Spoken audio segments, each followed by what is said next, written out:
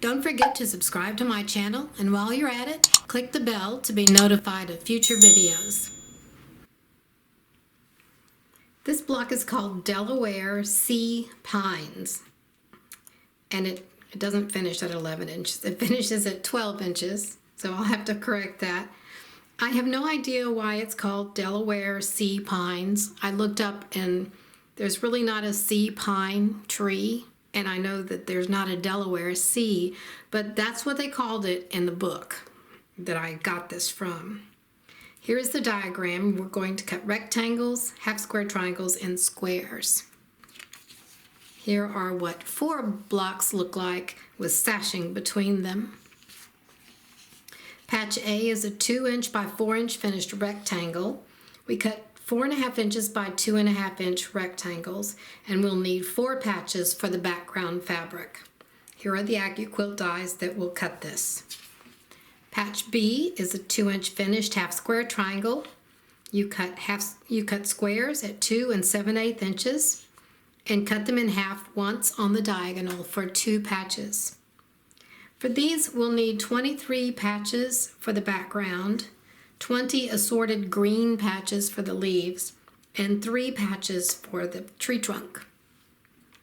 Here are the AccuQuilt dies you can use to cut these shapes.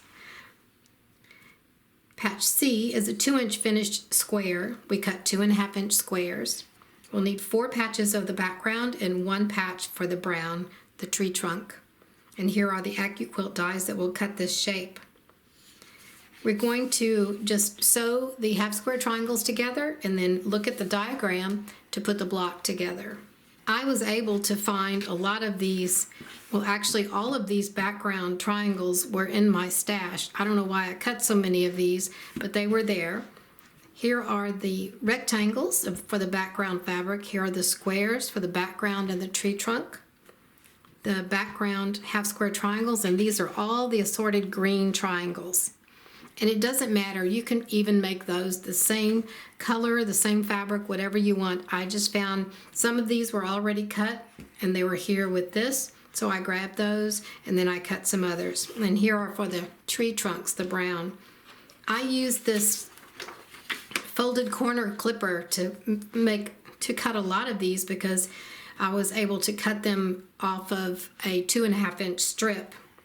So this is a good tool for when you're doing a lot of assorted pieces like this. The first thing I'm going to do are take all of these half-square triangle pieces and sew them together.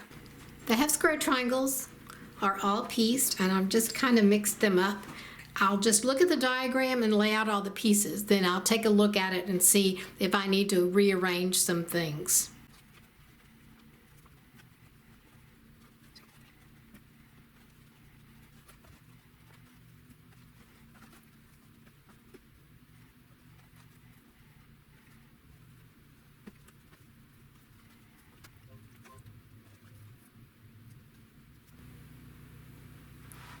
Okay, I'm satisfied with that.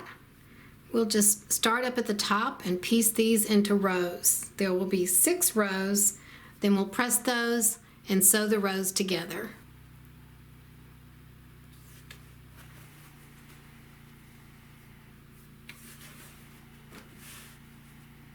Thank you for watching. Don't forget to subscribe to my channel, and while you're at it, click the bell to be notified of future videos.